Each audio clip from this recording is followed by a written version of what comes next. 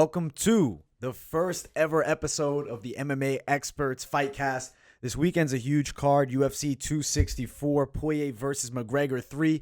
And I'm not here alone. I am being joined by a guest, my very own brother, Alex. How you doing, my guy? What's going on?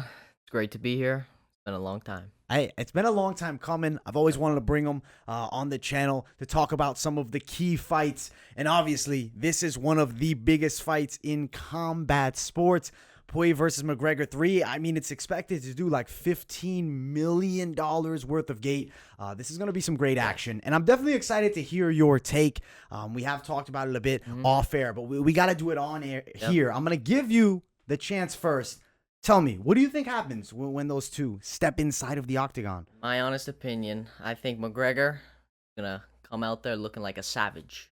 He's going to come out fast. He doesn't want to get hit by the leg kick or the calf kick. He's going to go in there, hit him with the 1-2 right down the middle. I think he KOs him in the first round. If you give me a time, what's the Mystic Mac pick on this? What's the Mystic Mac pick? I think under 4 minutes.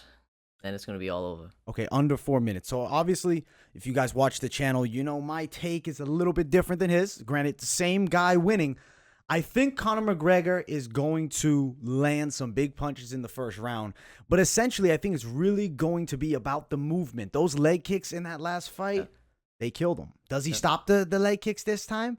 I hope so. He better. If not, the pick is going to go to shit, because if he does not stop Dustin Poirier's calf kick, that fight is not going his way. The calf kicks of Dustin Poirier are some of the best probably in the game as of right now. And I think you'd agree with that sentiment there. But let's talk about Poirier for a second with his boxing, because I do feel like he does have good boxing. But you look at his fights, Dan Hooker, he opens up inside and he's open. The word you just said was beautiful, reckless. He's a bit of a reckless striker. Now, against McGregor the last time, he ate a lot of shots to the chin. He definitely was hurt. But the kicks, it was all the calf kicks. Yeah. I feel like this time out, it's going to be more similar to the young McGregor. If you look back, I mean, movement was the main thing that McGregor was doing. Granted, he then got into boxing. He wanted to fight Floyd. And let's be honest, before that Dustin Poirier fight, what was the fight they were talking about? Manny Pacquiao. Yeah, Manny Pacquiao. So if you're training for a boxing match and now you're going to be stepping into an octagon, I think he underestimated Dustin Poirier. He had already beat him once, and I think he lost his karate style. He didn't have any. It wasn't there. There was no karate style. That was a boxing McGregor. Yeah. And you can't do both. I mean, there's never been a guy to cross over into boxing from MMA and become a world champion, right? And it's not saying it's impossible, but you have to perfect your craft. The movement is so different. And if you look at that first fight, front foot heavy, the leg kicks chopped him down. And obviously, that's what happened in the last fight. Granted, the first time they fought, which I believe we're going to see a McGregor more looking like that. You remember that many years ago. You were young, very young at that time. It was easy money for Conor. It wasn't even really a competitive fight. Conor was able to close that distance quickly. He threatened with kicks. I think this fight he really needs to threaten with some kicks. Now, I don't think it's first round. I will say I think that Conor is going to make Dustin feel his power and hurt him in the first round. But I think it goes towards that second round. I'm thinking 2 minutes into the second round is when we see the knockout similar to that Eddie Alvarez fight. I think the reason it's going to be fast, Conor, he's going to be scared of the leg kick. He still knows in the back of his mind that leg kick is going to come in hard and crack him, maybe. So I think he's going to come out fast, try to end him fast. That'll be it. So you think he's going to come out blitzing, potentially 1-2 down the line, which I could see. I mean, if you look at the first... I think he's too nervous of the leg kick. So he's going to come out fast. He doesn't want to get hit. I don't blame him, because that first fight, his leg was destroyed. Yeah. Now, do you remember in that first fight, Herb Dean made a mistake as the referee false start? How quick did McGregor look like he was coming out? Yeah. And Conor said... He fucked with his head, man. It definitely did. It definitely did. And Conor said before that fight, Dustin won't last 60 seconds. Now, is it potentially going to be another quick fight? Does Conor really go out there and blast him in a minute? It could happen. He definitely has the tools to do so. But I do feel like his style is going to be much improved movement-wise to defending those calf kicks. It's essential. If he doesn't, it's going to be a loss. As far as the grappling goes, I think we have to talk about something. Conor McGregor did not look bad grappling Dustin Poirier. Sure, one takedown. Yeah, you got taken. You watched the fight. Poirier looked a bit tired after grappling. And in the clinch, I don't know if you agree, but I think Conor actually looked stronger. Yeah. He was hitting him with the shoulder a couple times, too. I feel like Dustin Poirier had his miracle moment as far as his career will go against Conor that first time. I really do. When you get back in there and they fight again, if there's still the true McGregor deep down, if he's not a shot guy, if he really put in the work for this fight, which I believe he has. We watched the countdown. You didn't see He's much. not out of even Conor. on it. He No, don't want to be on camera. he didn't want to be on camera. He's doing his own thing. He's training his ass off. I'm taking Conor McGregor 2 rounds, knockout win. Now, I know you're not a crazy bettor, but we will talk a bit about the bets. And if you were, what would you bet? If you had to give me a bet, what would you pick? If I were to bet, I'd say McGregor KO first round. McGregor KO first round. Well, honestly, I am curious what the odds of that are. We know McGregor's the underdog at the moment, but we got to see what the KO prop bet's at. Let's find out real quick, because I do think there's value in that KO prop bet. Definitely don't see this fight going into the championship rounds. I'd be pretty surprised if that happens.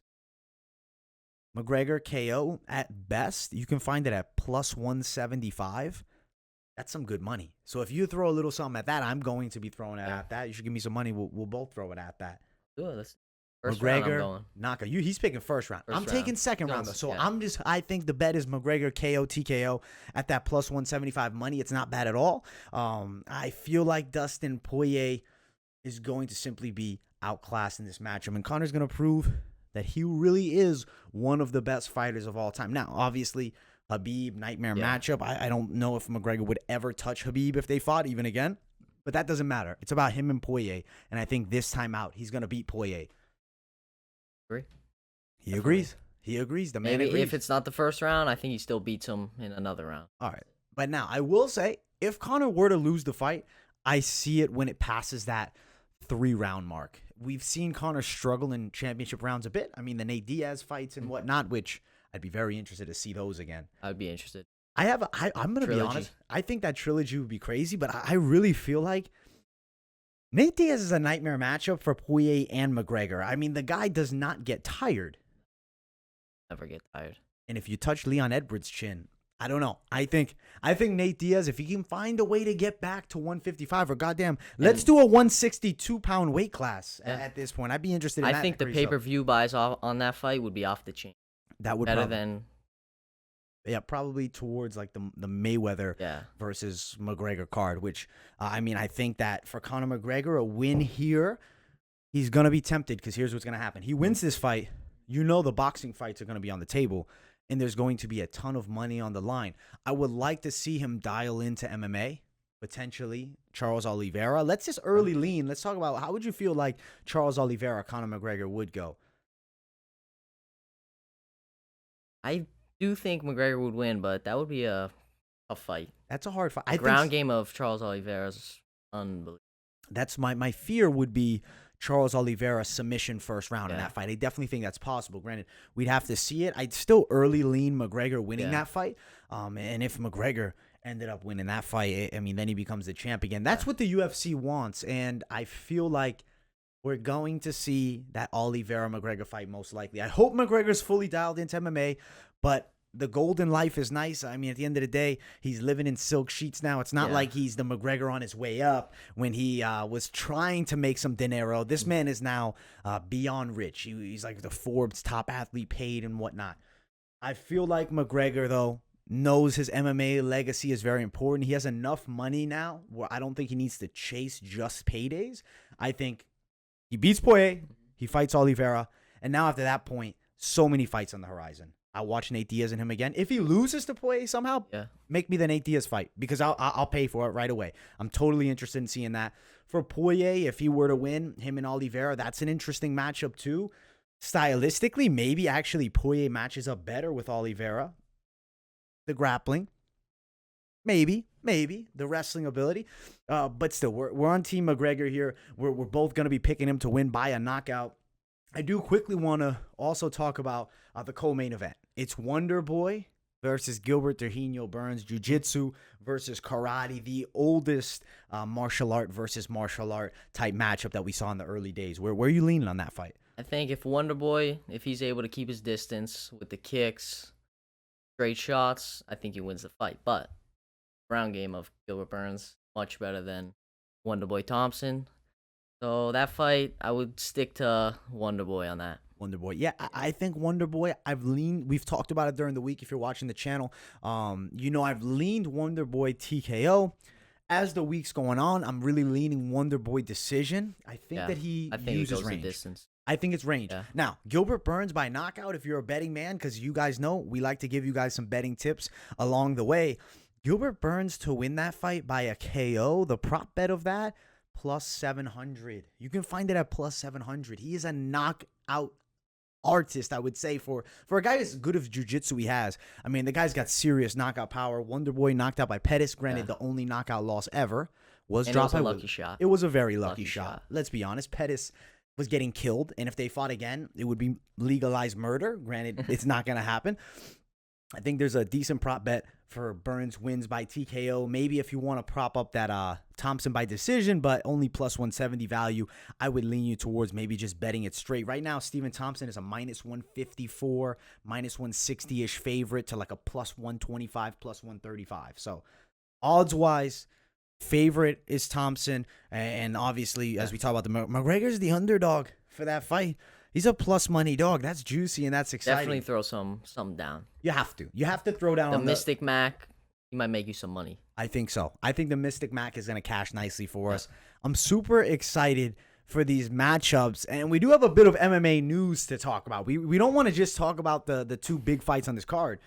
We have to talk about Nick Diaz. Nick Diaz is potentially, not confirmed just yet, potentially Carlos Condit. Robbie Lawler. Yeah. I actually was talking. We talked about it. I wanted to see him versus Carlos Condit potentially if Condit was able to win versus Griffin. Granted, booking issues. Robbie Lawler versus Nick Diaz. What are your thoughts on that fight? There's a rematch too. They fought once before many years ago. I think it was the Tough One finale. Was it? I mean, this is years and years ago.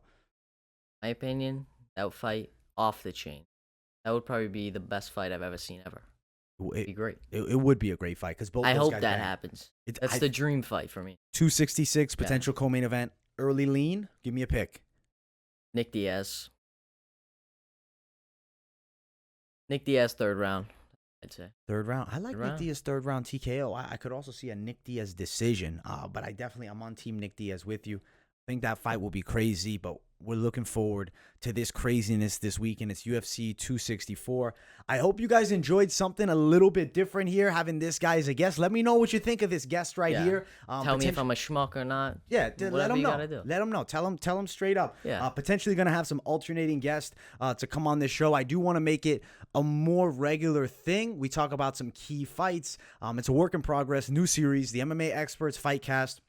I really hope you all enjoyed. New to the channel, like and subscribe. Actually, you got to smash that like button whether you're new to the channel or not. But subscribing, if you're new here, make sure you do that. Turn on those bell notifications too if you want to know every video that we post. I mean, I'm pretty much live every night. And this is a new series we're bringing out. Really enjoyed talking it up with you. Did you have some fun here? Great time. Ready for the next. Let's get it. Appreciate you guys. Have a great night, everybody.